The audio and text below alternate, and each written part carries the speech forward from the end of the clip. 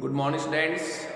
आज हम लोग नाभिक स्नेही प्रतिस्थापन अभिक्रियाओं के बाद हेलोजन व्युत्पन्नों की सेकंड नंबर की अभिक्रिया को पढ़ेंगे, जो टॉपिक है बीटा विलोपन, बीटा एलिमिनेशन, जिसको मैं बी हाइड्रो हेलोजनीकरण भी कह सकता हूँ। हमने इन अभिक्रियाओं में आपको पिछली क्लास में बताया था कि नाभिक स्नेही प्रतिस्थापन अभिक्रियाओं को हम कंप्लीट कर चुके हैं। हमारे पास जो टॉपिक है वो है बीटा विलोपन, सेकंड नंबर की अभिक्रिया है। टॉपिक हमारा है कैपिटल बी और वो है बीटा विलोपन। बीटा विलोपन देखिए, इसका मतलब क्या है कि जब आप किसी एल्किल हैलाइड की रिएक्शन में समीकरण लिख रहा हूं साहब, CH3 CH2 और Br, ये एक एल्किल हैलाइड है। इस एल्किल हैलाइड की क्रिया जब आप एल्कोहलिक केवच से करवाते हैं, एल्कोहलिक केवच की उपस्थिति में इसकी रिएक्शन करवाते हैं, तो क्या आपको रिएक्शन करनी है वो देखिए। अल्फा कार्बन से आपको हेलोजन बाहर ले जाना है और बीटा कार्बन से आपको हाइड्रोजन बाहर ले जाना है। क्लियर है? तो बाहर कुल मिलाकर कौन चला जाएगा? HX। बीटा कार्बन से हाइड्रोजन परमाणु बाहर जाएगा, अल्फा कार्बन से हेलोजन बाहर जाएगा। हेलोजन इलेक्ट्रॉन लेकर जाएगा, हाइड्रोजन इलेक्ट्रॉन छोड़कर जाएगा। क्लियर है? तो बाहर कौन गया? HX। बाहर कौन गया? HX। HX का नाम क्या होता है? हाइड्रोजन हैलाइड, या जिसको मैं हेलोजन अम्ल भी कह सकता हूं।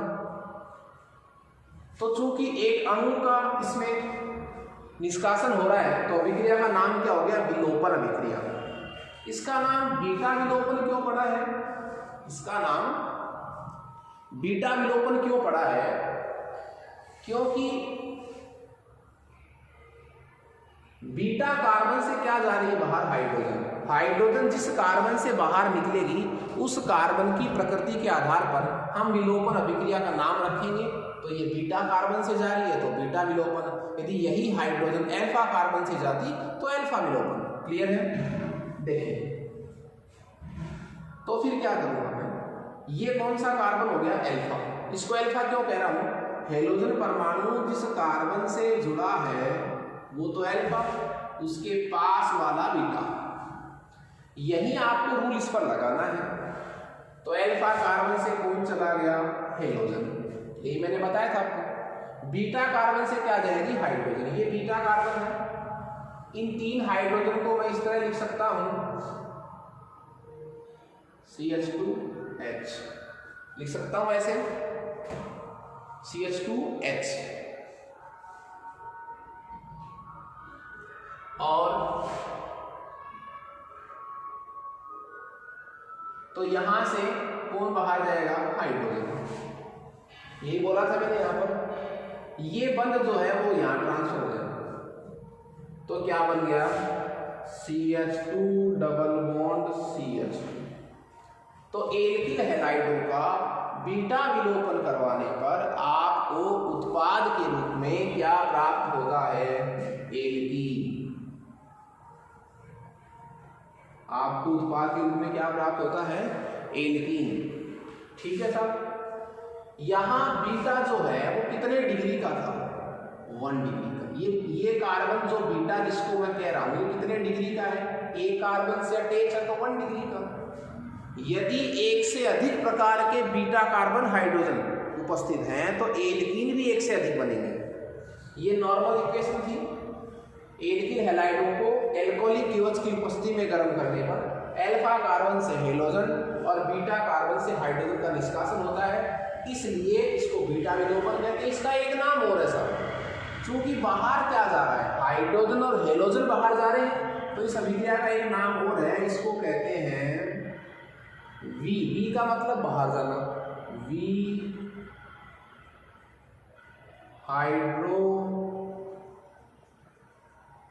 हेलोजनीकरण, विहाइड्रो हेलोजनीकरण, डिहाइड्रो हेलोजिनेशन। ठीक है, एक तो ये समीकरण आपके पास है, एक समीकरण और देखिए आप, मैं एक यौगिक लिख रहा हूं CH3 CH Br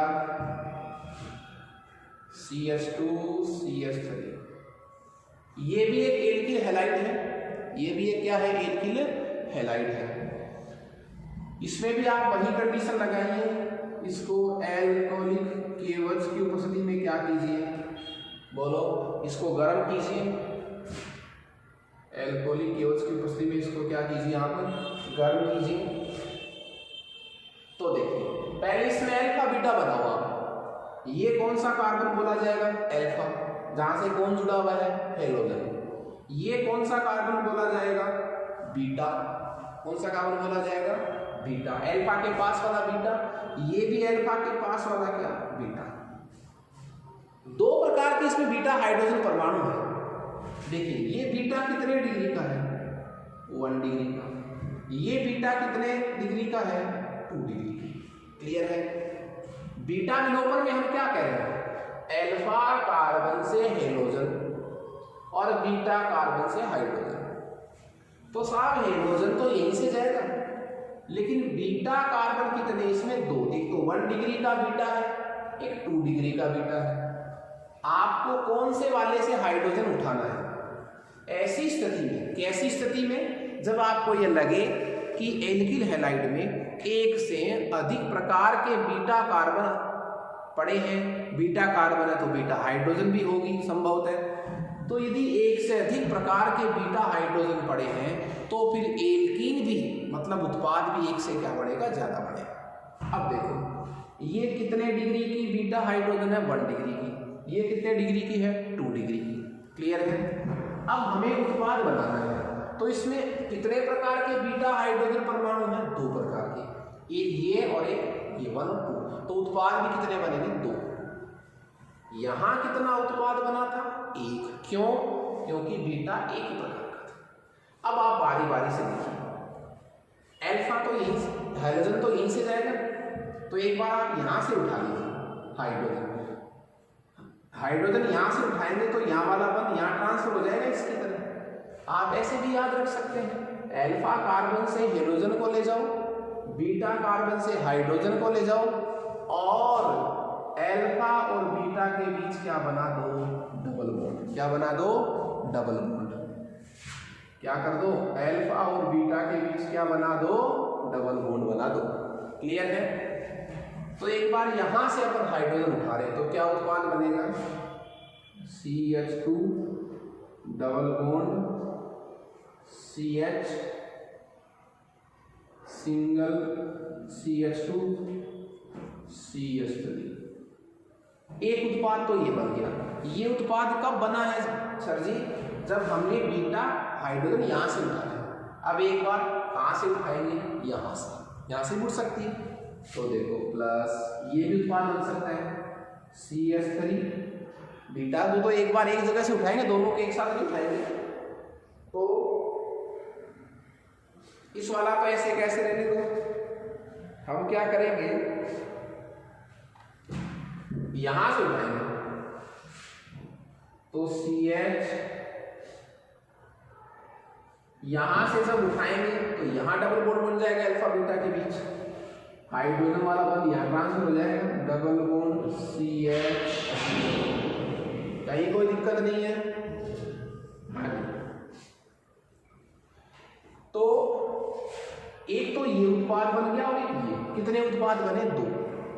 ठीक है, 2 उत्पाद क्यों बने, क्योंकि एल्किल हैलाइड में 2 प्रकार की बीटा हाइड्रोजन पड़ी थी।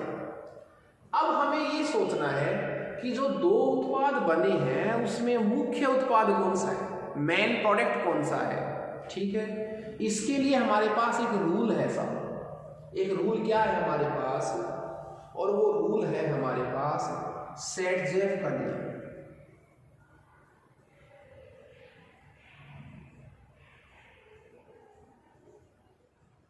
इसका नियम, सेटजेफ का नियम। सेटजेफ का नियम है साहब, ठीक है। सेटजेफ का नियम है, सेटजेफ, जेफ सेट, ये नियम क्या कह रहा है कि जब किसी एल्किल हैलाइड की बीटा विलोपन से, जब किसी एल्किल हैलाइड का आप बीटा विलोपन करवाएं और एक से अधिक प्रकार की एल्कीन बनने की पॉसिबिलिटी यदि आपको दिखाई दे, तो बनने वाली एल्कीनों में मुख्य एल्कीन कौन सी होगी, इस बात की हम जो गणना है वो कहां से करेंगे, सेटजेफ नियम से। तो सेटजेफ नियम कब लगेगा, जब एल्किल हैलाइड में एक से अधिक प्रकार की बीटा हाइड्रोजन हो। तो ऊपर वाले समीकरण में तो नहीं लग रहा था सेटजेफ का नियम, अब जब लग गया तो ये बताना है, सेटजेफ का नियम हमें ये बताएगा कि दोनों में मुख्य उत्पाद कौन सा है। मुख्य का मतलब जो ज्यादा मात्रा में बनेगा। तो सेटजेफ का नियम कहता है कि विलोपन अभिक्रियाओं में यदि एक से अधिक एल्कीन बनने की संभावना हो तो अधिकतम एल्किल प्रतिस्थापित एल्कीन मुख्य उत्पाद के रूप में प्राप्त होती है। कहने का मतलब क्या हुआ, सेटजेफ का नियम क्या कहता है कि अधिकतम एल्किल प्रतिस्थापित, अधिकतम एल्किल प्रतिस्थापित एल्कीन जो है वो क्या प्राप्त होगी, आपको मुख्य उत्पाद के रूप में प्राप्त होगी। तो अधिकतम एल्किल प्रतिस्थापित एल्कीन जो है वो मुख्य उत्पाद के रूप में प्राप्त होगी। ये कौन कह रहा है, सेटजेफ। अब अधिकतम एल्किल प्रतिस्थापित एल्कीन का मतलब क्या होगा, देखो एल्कीन का मतलब क्या होता है, कार्बन डबल बॉन्ड कार्बन, ये मतलब होता है एल्कीन का। यहां कितने प्रतिस्थापन हो रखे हैं, एल्कीन तो यही था, यहां देखो एक साइड क्या लगा हुआ है, एथिल, तो कितने एल्किल प्रतिस्थापी आए हुए, एक। नीचे वाली एल्कीन में देखो, एल्कीन का मतलब क्या होता है, ये यहां कितने एल्किल प्रतिस्थापी आ रखे हैं, एक मेथिल, दो मेथिल, तो ज्यादा एल्किल समूह किस में आ रखे हैं, नीचे वाली में। इसका मतलब मुख्य उत्पाद क्या बनेगा, ये वाला। तो ब्यूट 2इन जो है वो मुख्य उत्पाद होगी, ज्यादा मात्रा में बनेगी। क्लियर है। देखिए मैं इस नियम को, आपको यदि ये समझ में नहीं आए कि साहब एल्किल प्रतिस्थापी कम है तो ज्यादा है, ये इस तरीके से आप इस नियम को याद नहीं रख पाए, तो इसका एक तरीका और है सेटजेफ के नियम को याद करने का। जब भी सेटजेफ का नियम आपको लगाना हो तो आपको जितने प्रकार के बीटा हाइड्रोजन परमाणु हैं, जितने प्रकार के क्या है, बीटा हाइड्रोजन परमाणु हैं, उनकी डिग्रियां देख लो। यहाँ बीटा 1 डिग्री का, यहाँ बीटा 2 डिग्री का। आप तो मैक्सिमम डिग्री वाले बीटा कार्बन से हाइड्रोजन को हटा दीजिए, ऑटोमेटिक स्वतः ही सेटजेफ का नियम उसमें अप्लाई हो जाएगा। जैसे देखो ये 1 डिग्री का बीटा और ये कितने डिग्री का, 2 डिग्री का बीटा, 1 डिग्री का बीटा और 2 डिग्री का बीटा। तो बात ये है कि अब सेटजेफ का नियम तो लगेगा। सेटजेफ नियम के लगने की पता कैसे चलेगा आपको, जब आपको ये लगे कि एक से अधिक प्रकार के बीटा हाइड्रोजन परमाणु पड़े हैं तो सेटजेफ का नियम लगेगा। और सेटजेफ का नियम लगना चाहिए, इसके लिए हमें क्या करना है, मैक्सिमम डिग्री वाले बीटा कार्बन से हमें हाइड्रोजन को रिप्लेस करना है। तो आप कहां से उठाइए मुख्य उत्पाद बनाने के लिए, 2 डिग्री वाले से। तो ये उत्पाद कब बना था, जब हमने 2 डिग्री से उठाया है। तो मैक्सिमम डिग्री से आप हाइड्रोजन को उठा लीजिए, ऑटोमेटिक सेटजेफ का नियम अप्लाई हो जाएगा। क्लियर है। उसके बाद ये कैपिटल बी पॉइंट था, नाभिक स्नेह प्रतिस्थापन अभिक्रिया हमारा फर्स्ट रिएक्शन था। सेकंड रिएक्शन हमारा है बीटा विलोपन और थर्ड हमारा है अब धातु से क्रिया। इसकी क्रिया एल्किल हैलाइडों की क्रिया या मोनोहेलो एल्केन की क्रिया।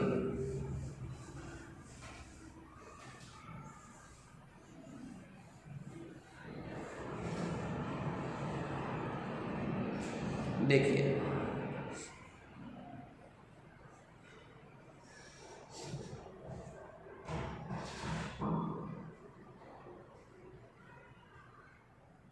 Capital C.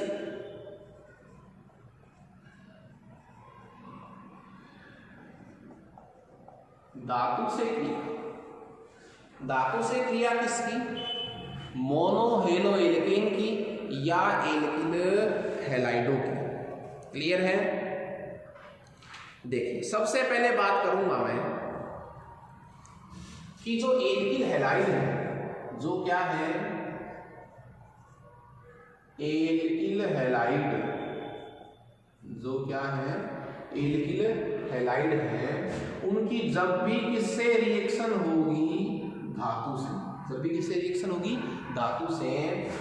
तो जो यौगिक बनेंगे उन यौगिकों की सीरीज कौन सी होगी? कार्बधात्विक यौगिक। कार्बधात्विक यौगिक। कैसे यौगिक बनेंगे? कार्बधात्विक यौगिक। ये क्या होते हैं? वे यौगिक जिनमें कार्बन और धातु के मध्य बंध उपस्थित होता है, वो क्या कहलाते हैं? कार्बधात्विक यौगिक। ठीक है, तो एल्किल हैलाइडों की जब धातु से क्रिया करवाएंगे तो बनने वाले यौगिक क्या कहलाएंगे? कार्बधात्विक यौगिक, जिनमें कार्बन तथा धातु के मध्य बंध उपस्थित होगा। अब हम भिन्न भिन्न धातु में लेंगे एग्जाम्पल के रूप में। सबसे पहले मैं बात करूं सोडियम धातु से क्रिया। देखिए इसमें फर्स्ट हमारा हो जाएगा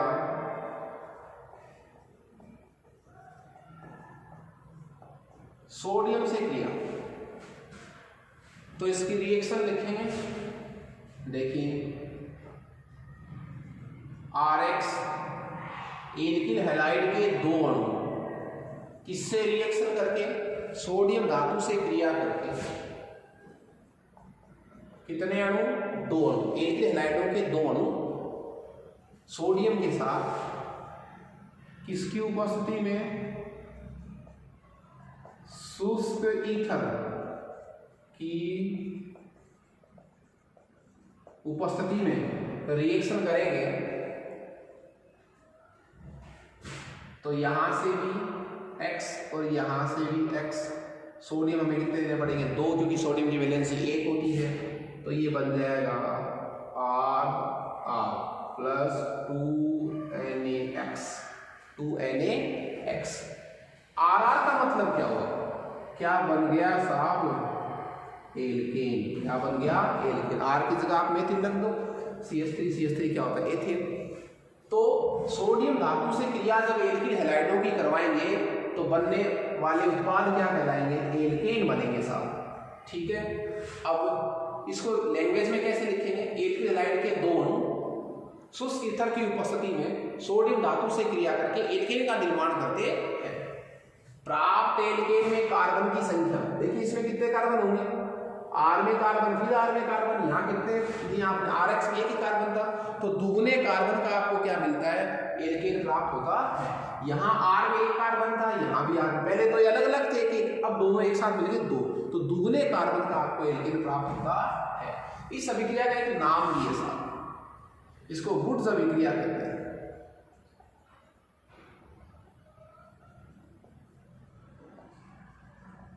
इंपॉर्टेंट रिएक्शन है, बोर्ड में बहुत बार आई है, वुड्स अभिक्रिया।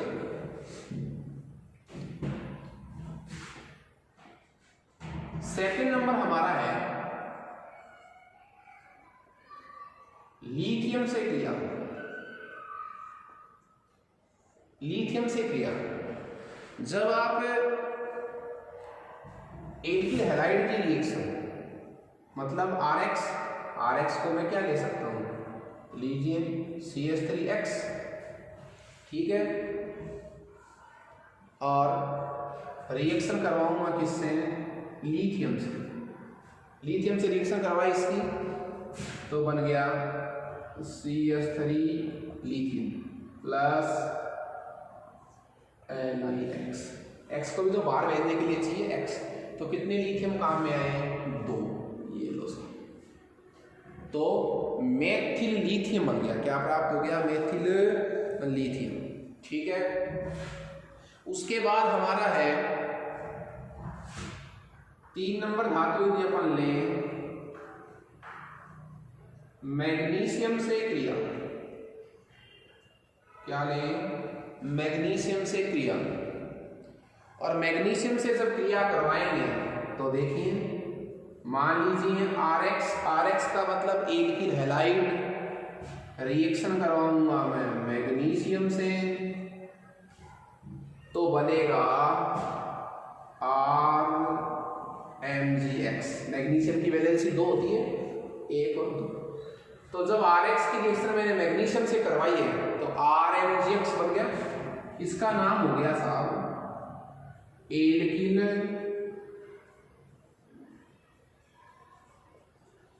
मैग्नीशियम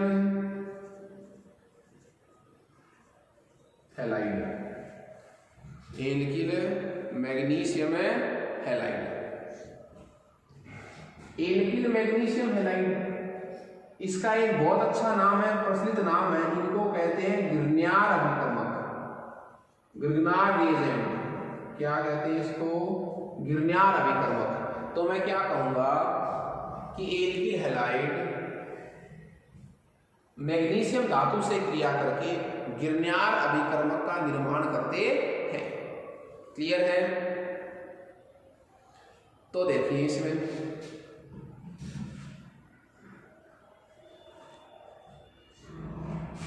हमारे पास 4 ऑप्शन है। जिंक से क्रिया, किससे रिएक्शन?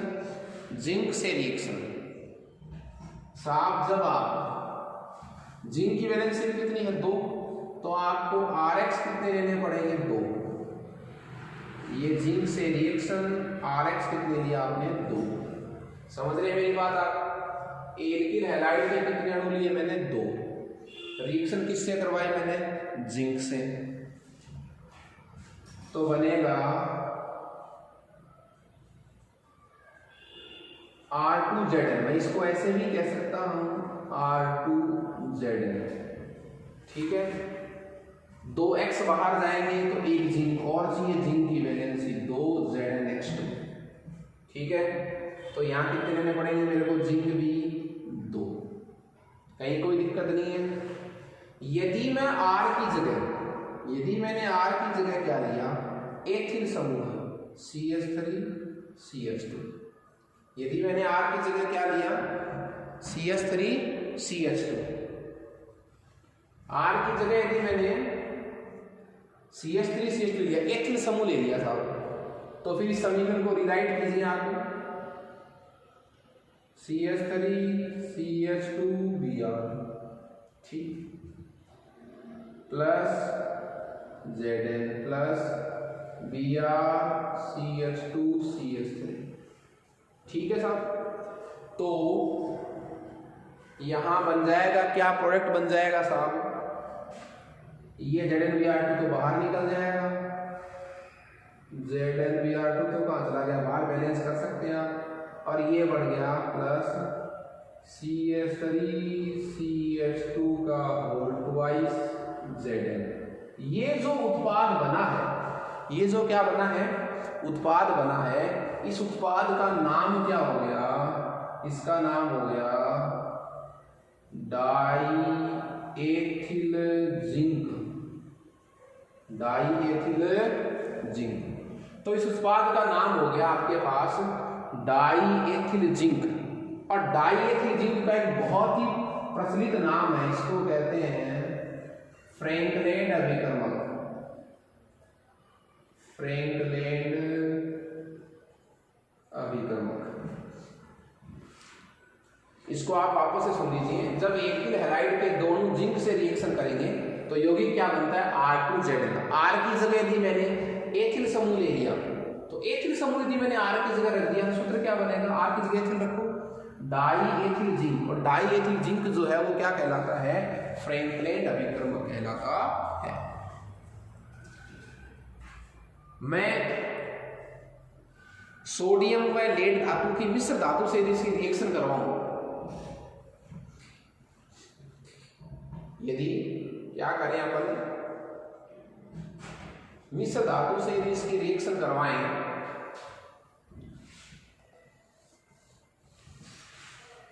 PbNa लेड सोडियम मिश्र धातु से एल्किल हैलाइड की रिएक्शन करवाएं तो जो यौगिक हमें प्राप्त होता है वो अपस्फोटन रोधी प्रकार का होता है। कैसे प्रकार का होता है? अपस्फोटन रोधी प्रकार का होता है। बात करें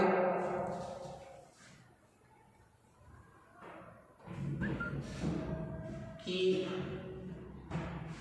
RX, अब RX की जगह मैं इसमें फिक्स एग्जांपल ले लेता हूं। मेरे पास है एथिल ब्रोमाइड, सूत्र क्या है मेरे पास है? एथिल ब्रोमाइड, और एथिल ब्रोमाइड की रिएक्शन मैंने करवाई है PbNa मिश्र धातु से। ये एक क्या है? मिश्र धातु है। PbNa क्या है? एक मिश्र धातु है। इससे मैंने एथिल ब्रोमाइड की रिएक्शन करवाई है, तो बनेगा C2H5 का होल 4 Pb। प्लम्बम लेड की वैलेंसी कितनी? 4, तो एथिल समूह 4 होंगे तो यहां भी कितने लगेंगे? 4। ठीक है, सोडियम बच गया तो NaBr, सोडियम ब्रोमाइड। अब भी कितने Br बच गए साहब? 4 तो हो गए उधर, तो यहां भी आपको क्या लेना पड़ेगा? Pb था ही, कोई दिक्कत नहीं थी, 4 Br थे, तो यहां भी आपको 4 लेना पड़ेगा साहब। ठीक है, 4 NaBr, लेकिन Pb तो एक ही यूज हुआ है, यहाँ कितने? 4, तो प्लस क्या लिखूंगा? 3 Pb। ये जो यौगिक बना है इसका नाम क्या है? Tetraethyl lead. टेट्राएथिल लेड ये एक प्रकार का कैसा यौगिक है? अपस्फोटन रोधी यौगिक है। अपस्फोटन रोधी का मतलब पेट्रोल वगैरह की ज्वलनशीलता को क्या करता है? विस्फोट उसमें नहीं होने देता। अपस्फोटन रोधी है ये।